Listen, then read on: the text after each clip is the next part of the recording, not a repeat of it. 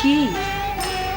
এই ওদের এত ভক্তিভাব, এত শাস্ত্র জ্ঞান, ওরা এত বড় পণ্ডিত, কিন্তু কিন্তু ব্যাকুলতা নেই, ভগবানের জন্য কাঁদতে পারে না। এঁটে ধরে রাখতে চায়, কিন্তু কিন্তু ভেসে যেতে পারে না। অত সোজা? তোমাকে বাবা আমি আরো দুজনের কথা বলেছিলাম না, পদ্মার ওপারের মানুষ, ও দেশেই আমার সঙ্গে তাদের দেখা হয়েছিল। হ্যাঁ হ্যাঁ, কি যেন বেশ নাম, চন্দ্র আর গিরিজা, বেশ নাম তাদের। বেশ উঁচু থাকে সাধক তারা, কিন্তু হলে কি হবে বাবা, ওইখানেই তারা থেমে রইল, ঈশ্বরের পথে আর এগোতে পারল না। কেন মা? অহংকার বোধ। মানুষের মন অতি ক্ষুদ্র, অতি ছোট। ওই অহংকার বৃদ্ধির বাসনায় মানুষকে আর উঁচু লক্ষ্যে পৌঁছতে দিতে পারে না। তাতে তো পতন হবে। ঠিক তাই বাবা, সেদিক দিয়ে আমি তোমাকে নিয়ে নিশ্চিন্ত। অহংকার বাড়লে পাপ বাড়ে, অহংকার কমলে পুণ্য লাভ সোজা হয়। অহংকার বাড়লে কর্ম নাশ হয়, অহংকার কমলে ধর্ম লাভ হয়। আবার আবার স্বার্থপরতাই পাপ, স্বার্থনাশী পুণ্য। আমি তো তাই বুঝি মা। সত্যি বাবা, কি? নীরস শাস্ত্রের পাতা, পোকায় কাটা পুঁথি, তোমার দেবত্বের আলোতে কত প্রাণোজ্জ্বল। সে আবার কি কথা? এই যে অহংকার নিয়ে কেমন সহজ সরল ব্যাখ্যা করলে না, এ তো সব শাস্ত্র শেষ করেও বোঝা যায় না তোমার মতো বোধে। ও হ্যাঁ গো মা, আমি সব এমন সহজ করেই বুঝি। আসলে কি জানো, মানুষের মধ্যে এই আমি হচ্ছে খুব গোলমালে। তুই কে যে সবসময় আমি আমি করিস?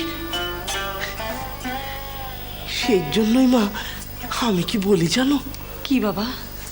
আমি বলি, আমি মোলে ফুরায় জঞ্জাল।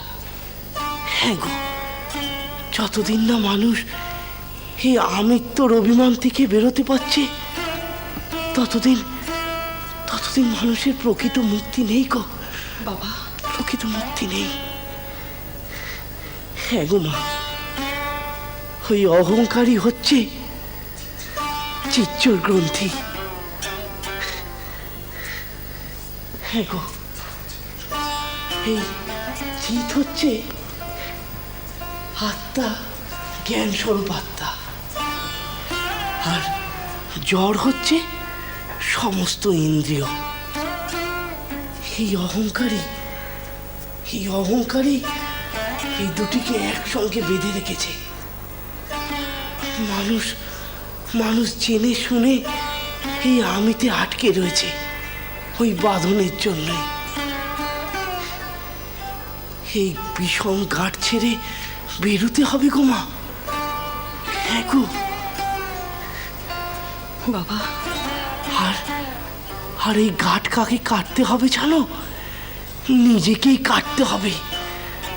অন্য কেউ কাটলে হবার নয় গো, অন্য কেউ কাটলে হবার নয়, কেউ কাটলে হবার নয় গো, কেউ কাটলে হবার নয়,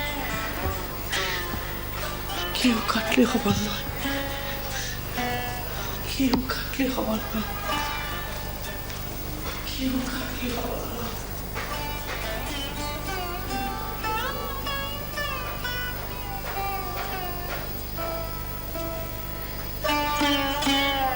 বৃহদারণ্যক উপনিষদ এই গ্রন্থের পঞ্চম ব্রাহ্মণে বলছে, পঞ্চম ব্রাহ্মণ,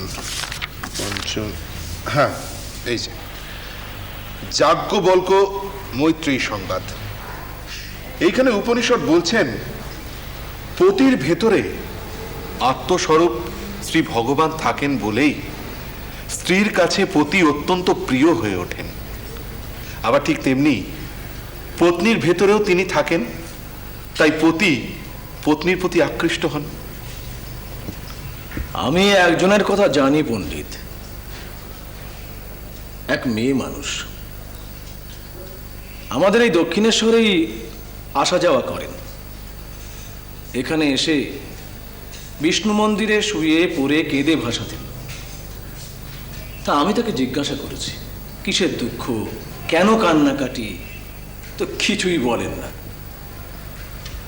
তো আমি ভাবলাম বোধহয় সংসারে কোনো অশান্তি টশান্তি হবে, যা হয় আর কি। স্বামী নেই, ছেলের বউয়ের সাথে হয়তো বনিবনা নেই। তাই কি হচ্ছে সব? হ্যাঁ, শাস্ত্রর পাতা খুলে যত সব সংসারী আলোচনা। আরে এই যে কথাই, আয় আয় আয়, এই পণ্ডিতকে ওই আমাদের হারার পিসির গপ্পটা বল দেখিনি। ও, হারার পিসির কথা বলছো? হ্যাঁ গো বৈষ্ণব পণ্ডিত, তাই গো, সে এক অদ্ভুত নতুন দিশার কথা। সে তো এখানে পড়ে রোজ চোখের জলে ভাসে। তো জিজ্ঞাসাবাদ করে জানা গেল সে নাকি ঘরে থাকলে কিছুতেই তার আরাধ্য কৃষ্ণে মন রাখতে পারেন না। তো এরা সবাই বলে কয়ে আমার কাছে নিয়ে এলো। আমি অনেক জিজ্ঞাসাবাদ করলুম। তারপর ঠাকুরনের পেটের কথা বেরুলো।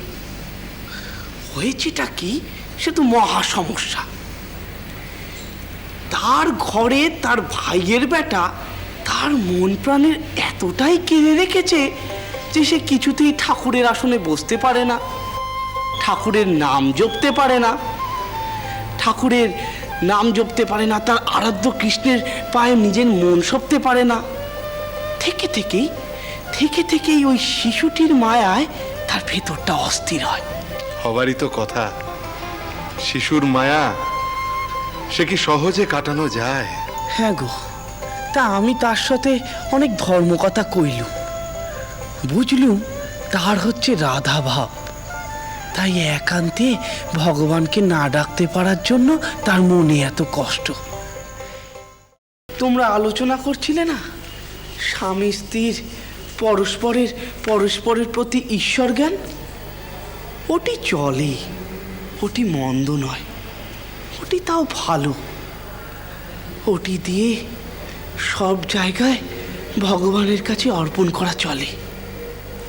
ব্রাহ্মণের মধ্যে, ক্ষত্রিয়র মধ্যে, ধনের মধ্যে, পৃথিবীর যা কিছু আছে, মানুষের প্রিয় বা আনন্দস্বরূপ যা কিছু আছে, তার মধ্যেই নিষ্কামভাবে ভগবানকে আরোপ করা চলে, নিয়োগ করা চলে। আসলে কি জানো, একটা কথা মাথায় রাখতে হবে। এই পৃথিবীর যা কিছু পার্থিব বস্তু আছে তাকে অপার্থিব ভালোবাসায় আকৃষ্ট করো, দেখবে ঠিক ভগবানকে পাবে।